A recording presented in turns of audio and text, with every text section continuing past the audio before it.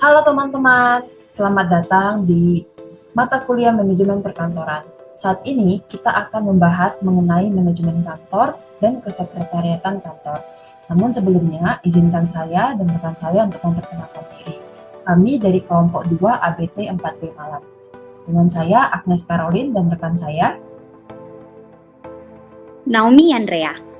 Baiklah, untuk pembahasan terkait manajemen perkantoran dan juga kesekretariatan kantor, nanti kita akan membahas terkait definisi manajemen kantor, kesekretariatan kantor, pentingnya manajemen dan kesekretariatan kantor, dan juga kita akan membahas lebih dalam terkait apa itu manajemen kantor dan kesekretariatan kantor.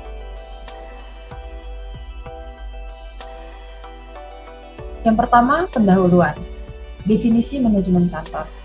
Manajemen kantor adalah proses perencanaan, pengorganisasian, pengarahan, dan pengawasan berbagai aktivitas perkantoran guna mencapai tujuan organisasi dengan efisien dan efektif. Definisi kesekretariatan kantor adalah yaitu mencakup semua tugas administratif dan operasional yang mendukung kelancaran fungsi manajerial dalam organisasi. Mengapa sih manajemen kantor dan kesekretariatan kantor itu penting? Ada 4 alasan mengapa manajemen kantor dan kesekretariatan kantor itu penting. Yang pertama, meningkatkan efisiensi dan efektivitas kerja, kemudian menjamin kelancaran komunikasi dalam organisasi, meningkatkan produktivitas dan profesionalisme pegawai, dan memastikan dokumen dan informasi dikelola dengan baik. Baik, selanjutnya adalah manajemen kantor. Nah, manajemen kantor ini tentunya memiliki ruang lingkup. Nah, ruang lingkupnya sendiri ada 4. Yang pertama ada perencanaan untuk mengelompokkan tugas dan membentuk struktur organisasi kantor. Yang kedua ada pengorganisasian atau organizing untuk mengelompokkan tugas dan membentuk struktur organisasi kantor. Kemudian yang ketiga ada pengarahan atau directing untuk memberikan instruksi dan mengkoordinasikan pekerjaan karyawan. Yang terakhir ada pengendalian atau controlling untuk mengawasi dan mengevaluasi hasil kerja. Selanjutnya, fungsi dari manajemen kantor. Fungsi dari manajemen kantor dibagi menjadi 5. Yang pertama, penyediaan data dan informasi. Fungsi ini termasuk juga untuk mengelola arsip dan dokumen. Selanjutnya, penyelenggaraan komunikasi, itu termasuk untuk mengelola komunikasi internal dan eksternal. Yang ketiga, pengelolaan sarana dan prasarana kantor, termasuk untuk mengelola aset dan fasilitas kantor. Kemudian yang keempat, pengawasan kinerja pegawai, termasuk untuk mengawasi efektivitas kerja staf kantor. Dan yang kelima, pengelolaan keuangan kantor, yang termasuk untuk mengatur anggaran operasional dan administrasi keuangan kantor. Nah, selanjutnya ada tujuan dari manajemen kantor. Tujuannya sendiri itu mencakup 5 hal. Yang pertama, untuk meningkatkan efisiensi kerja di kantor. Yang kedua, untuk memastikan kelancaran operasional kantor. Yang ketiga, untuk meningkatkan produktivitas pegawai. Yang keempat, untuk menjamin efektivitas pengelolaan informasi. Dan yang terakhir, untuk menjaga hubungan baik antara pimpinan pegawai dan pihak eksternal. Selanjutnya kita akan membahas jenis-jenis manajemen kantor. Manajemen kantor dibagi menjadi 5. Yang pertama, manajemen administrasi. Manajemen administrasi mengelola tugas-tugas administrasi secara efisien. Yang kedua, manajemen keuangan mengontrol anggaran dan biaya operasional kantor.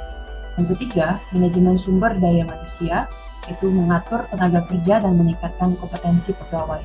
Yang keempat, manajemen komunikasi, yaitu memastikan arus komunikasi dalam organisasi berjalan lancar. Dan yang terakhir, manajemen teknologi informasi, yaitu menggunakan teknologi untuk mendukung operasional kantor. Selanjutnya adalah kesekretariatan kantor. Nah, yang pertama ada ruang lingkup kesekretariatan. Yang pertama itu pengelolaan untuk surat menyurat, yakni untuk menyusun, menerima, dan mengarsipkan surat. Yang kedua ada pengaturan jadwal dan agenda untuk menyusul jadwal pimpinan dan pertemuan. Yang ketiga ada pengelolaan dokumen dan arsip untuk menyimpan dan mengelola dokumen secara sistematis. Kemudian yang terakhir adalah pelayanan tamu dan hubungan eksternal, yakni untuk menyambut tamu serta menjalin komunikasi dengan pihak luar. Yang kelima, administrasi perkantoran. Administrasi perkantoran yaitu mengelola kebutuhan operasional kantor seperti peralatan dan perlengkapan kerja. Yang keenam, penyusunan laporan, yaitu membuat laporan administratif dan operasional untuk pimpinan. Yang ketujuh, pengelolaan perjalanan dinas, mengatur perjalanan bisnis, pemesanan tiket, dan akomodasi pimpinan.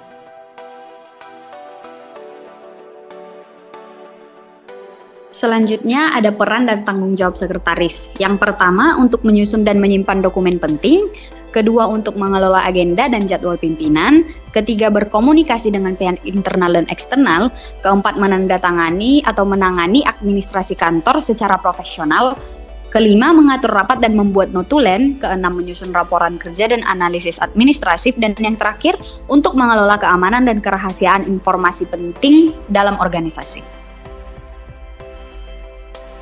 Selanjutnya kita akan membahas terkait keterampilan yang harus dimiliki oleh sekretaris. Yang pertama, keterampilan administratif, yaitu manajemen dokumen, pengarsipan, dan surat menyurat. Yang kedua, keterampilan komunikasi, yaitu untuk berinteraksi dengan pimpinan, rekan kerja, dan mitra bisnis. Ketiga, keterampilan manajerial, yaitu mengelola waktu, agenda, dan sumber daya secara efektif. Selanjutnya keterampilan yang dimiliki itu ialah keterampilan teknologi, yakni untuk menggunakan perangkat lunak perkantoran seperti Microsoft Office, Google Suite, dan sistem manajemen dokumen. Kemudian ada keterampilan interpersonal, yakni menjalin hubungan baik dengan berbagai pihak. Kemudian ada keterampilan problem solving, di mana kita harus menyelesaikan masalah administratif dan operasional dengan cepat. Selanjutnya kita akan membahas terkait perbedaan dari manajemen kantor dan kesekretariatan kantor dari beberapa aspek.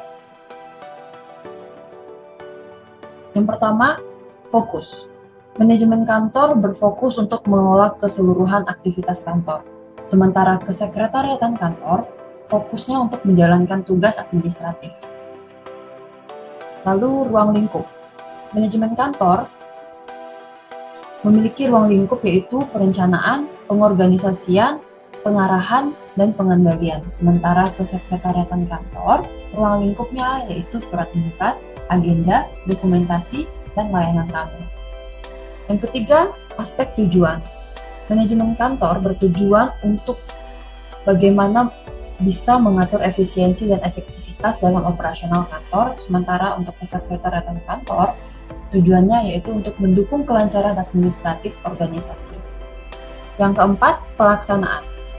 Manajemen kantor melaksanakan bagian manajemen kantor dan juga administrasi.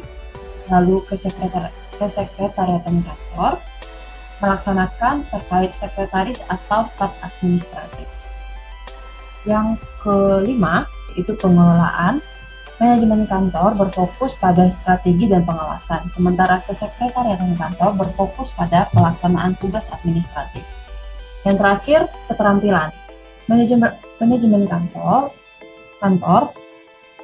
terampil dalam manajerial, perencanaan, dan juga pengorganisasian, sementara kesekretariatan kantor terampil dalam administratif, komunikasi, dan koordinasi.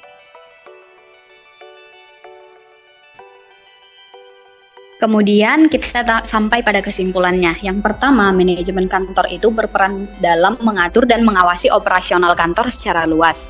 Kemudian kesekretariatan kantor berfokus pada pelaksanaan tugas administratif dan mendukung kegiatan manajemen. Kemudian keduanya saling berhubungan dalam menciptakan lingkungan kerja yang efisien dan produktif. Nah, manajemen kantor mencakup perencanaan dan pengawasan operasional kantor, sedangkan kesekretariatan mendukung tugas administratif yang membantu kelancaran operasional kantor.